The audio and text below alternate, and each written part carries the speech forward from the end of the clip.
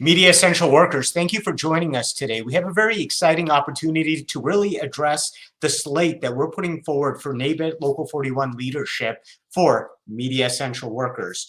We start off with our candidate for Vice President, Marcus Crosby, who is a Detroit native and works in sports. And that's very exciting to me. Let's pop him on the screen. I'll tell you why that's so exciting. But we really look forward to introducing all of our candidates as we go forward, because we want you to know who will be representing you when it comes down to your union leadership. Like I said, we have Marcus Crosby, who joins us right now.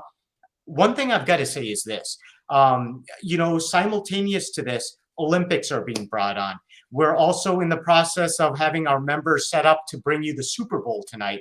Sports freelancers, sports technicians are a big part of what we do. We're very proud of them. And it was really important to me to bring someone from the sports world into the fold to represent us in a leadership position. Marcus, thank you for being that guy. Tell us this. Why did you decide to step up, and why did you decide to accept this role when we talked about it? Well, I was a little apprehensive at first, but having been in this industry, and I consider myself a babe in this industry because there's so many people that have been, part of the media industry for way more years than I have, and I just think it's extremely important that me as a babe in the industry kind of take the roles that maybe some other people have not been able to do in order to affect change upon the industry and how workers are being seen by networks. Well, I think it's very important to clarify that though you may be a babe in the industry, you have many years of experience and you really bring a different perspective to what it is. I mean, we've interviewed people, we've talked to people in the sports world and try to incorporate their ideas as we discuss contracts going forward, as we try to bring those voices in. You have your ear to the ground and you have connections with a lot of people in the membership. So you really offer a unique perspective. One of the things that I think is very interesting is you're not a Chicago guy. A lot of our officers have always been from Chicago, have represented the big studio stations. You're from Detroit, and that's kind of a fairly new thing. I had introduced some provisions to have officers be able to participate remotely from other locations. You're kind of our first test case for that as an officer. Is that exciting to you to be able to give a voice to our friends out there? Absolutely, it's extremely humbling and exciting to be able to represent the state of Michigan, especially in the area of Detroit, where we have tons of sports and a lot of corporate opportunities here for people that works in the broadcast industry. And like I said, I think it's a very humbling experience to be a part, of such a great city. And having traveled all across the United States and work in other markets is really exciting just to be, part of the city. And I think that, with the concerns and things that we've had here in the city of Detroit, this is something that's really been on my heart for quite some time to affect change, especially in the city of Detroit. Well, it's very exciting for us to have you on the team as well. Um, our other team members are Tim Karras and Steve Carrillo, who a lot of people in Chicago know. Steve Carrillo is a photographer on the street. So if you work at any other TV station, you've probably seen him on a story, had the opportunity to talk to him. Tim Karras works in the studio. He does multiple roles, tech maintenance, technical directing.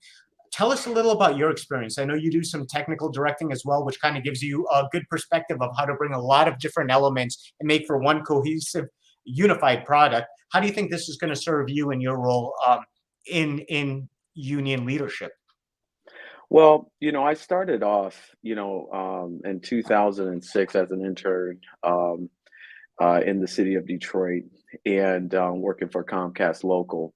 And they were here trying to acquire contracts for some of the professional teams here. And it was a very humbling experience. And, I was extremely eager at that time to learn. And I couldn't think of a better market to learn from a lot of the, my colleagues that I learned from here. I was what you would consider a super youth. I knew how to do various positions. My first job as a freelancer was the Super Bowl here during that time. And I remember going in on just a preliminary set day, and it wasn't even the set day for the show, but I set up all of our cameras, I set up our booth, and when the guys came in the next day, they were extremely impressed by the fact that I was a utility and I had those abilities. So having did that for a couple of years and jumped to the position of technical director here in the city and worked that position for 4 years before I branched out to become a what I consider a network TD on the road. It put me in a place of leadership and put me in a place of working next to a lot of great directors around the country and understanding that the role that I have, people look at me, in a particular way. A lot of concerns they may have, they would come to me and ask me to address certain things. So I find myself always, in a position of reason and being able to listen to a lot of the workers that I call my colleagues. And like I said, it was a very very humbling experience to be able to have that level of dependency. I really appreciate the story of how you got into the role as a technical director. You mentioned that you were a utility. A lot of our viewers are media essential workers, although we have a lot of sports members as well. A lot of our viewers are studio people who work in news. So they may not be as familiar with utilities as I'd like them to be, because again, we're all part of the same team. We're all part of the same group.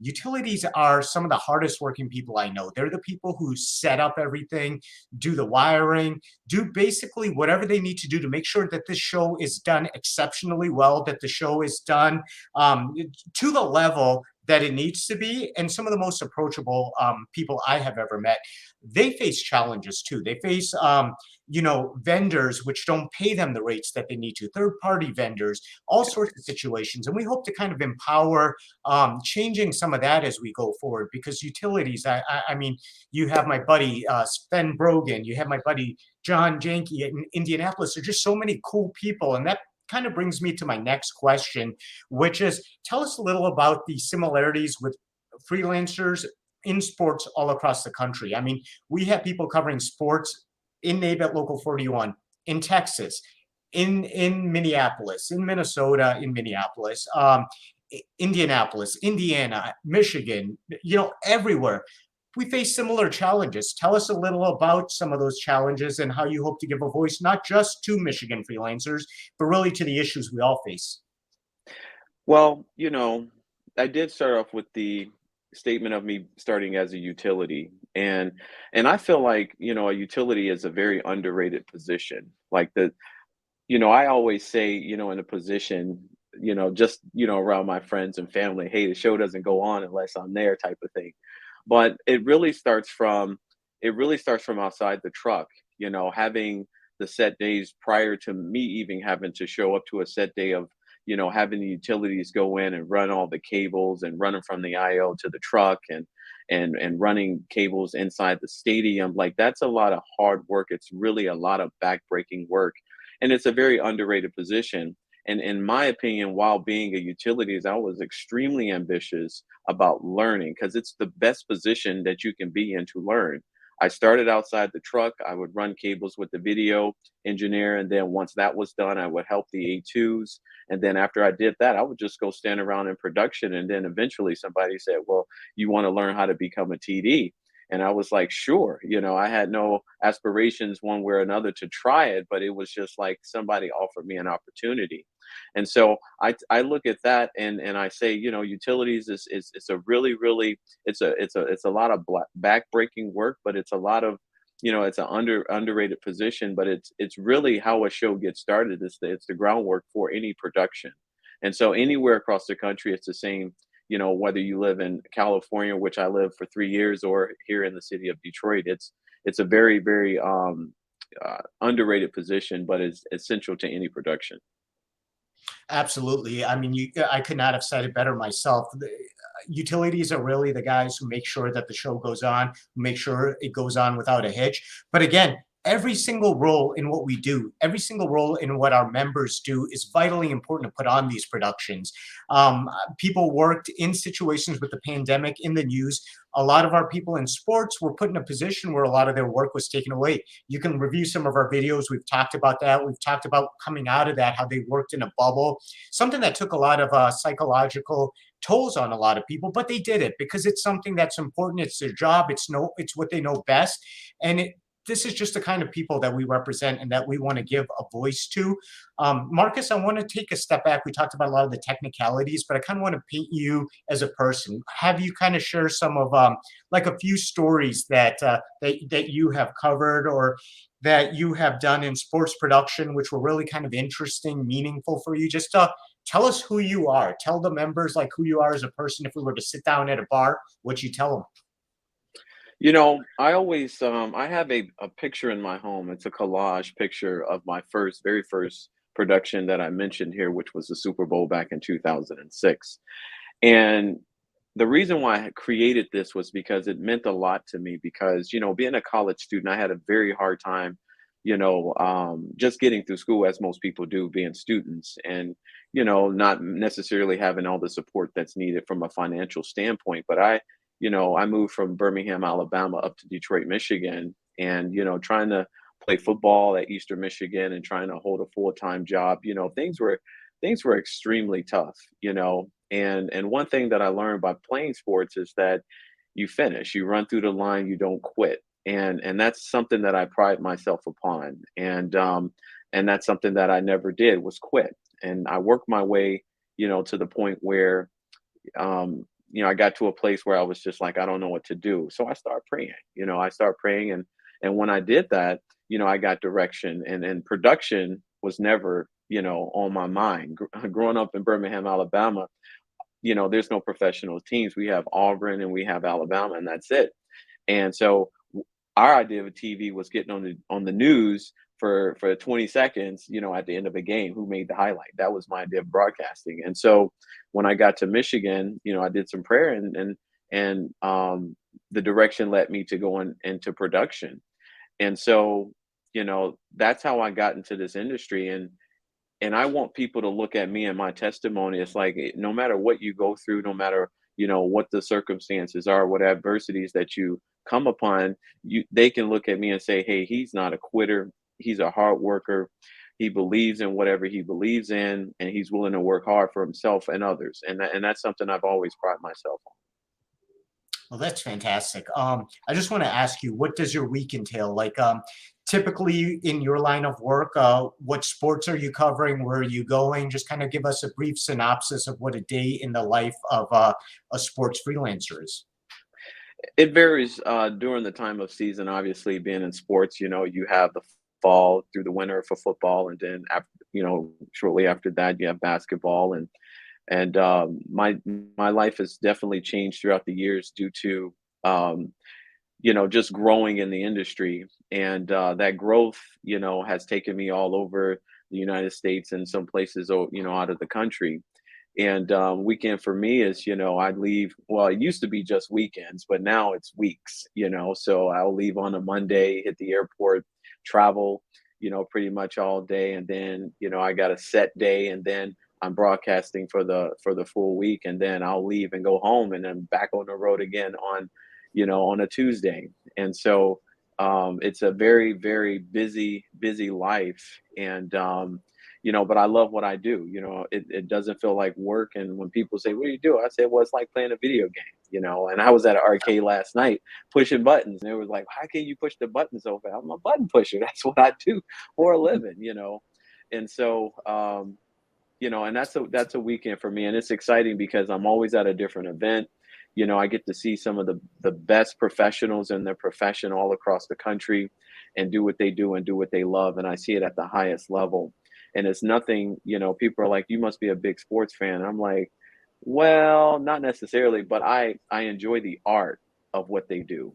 I engulf myself whenever I'm covering. If I was covering baseball, I would know the full season if I'm all on baseball, because you engulf yourself in what people do, because they do some things that's just so magnificent you don't expect, a human being to be able to do. So it's an exciting job. It's very exciting. It can be a little wearisome sometimes, but I'm happy to be in this industry. I don't know what else I would do if I wasn't. Well, we expect that you'll do magnificent things when you represent our members. You're obviously great at multitasking. There'll be a lot of multitasking as we deal with multiple contracts, multiple issues, and kind of setting a vision for the future. So really do appreciate you being on. And for all the Media Essential workers who are watching, we had the opportunity to talk to Marcus Another member of our slate, his Christmas card right here is Tim Karras, who will be joining us too. We're going to give an opportunity to all of our members to really paint a picture of what they hope to bring to our union, what they hope to bring to benefit our members, and really set a course for leadership as we go forward. Marcus, I cannot thank you enough for making time on your Sunday to be here. Thank you for doing that. I know it was very last minute for us to get this, but it was really, we had a lot of people who were saying, hey, I love what you're doing, love the movement that you're creating, and would love to talk to other members of your slate. So this was a great opportunity for us to dialogue and share a little about your vision. Absolutely. And if you have Absolutely. anything else to add, I'm sorry. No, it's just I appreciate the platform. I appreciate what you're doing, and I just want to say this to the to the community, the broadcast community, about Raza. He reached out to me, during the hype of the pandemic, and that's something that I want to say I appreciate because, you know, unions in general sometimes can put a bad taste in your mouth, just how things are being ran sometimes, and then not all unions are bad, but sometimes it can put a bad taste in your mouth. And I appreciate you for reaching out to make sure that I had the information that I needed in order for me to be without work and be able to pay my bills and have the resources that I needed, or the access to the resources that I need, and just checking on me because you didn't have to do that. And I want the community to know that that was very special because you're the only one that did that. And I appreciate that 100% from the bottom of my heart. So I appreciate that, Marcus. And I want to thank you for joining us. I want to thank all the media essential workers for doing what you do, and keep doing it. And we're going to be here fighting hard for you. Thank you for taking some time to listen to us. Bye now. appreciate it. All right.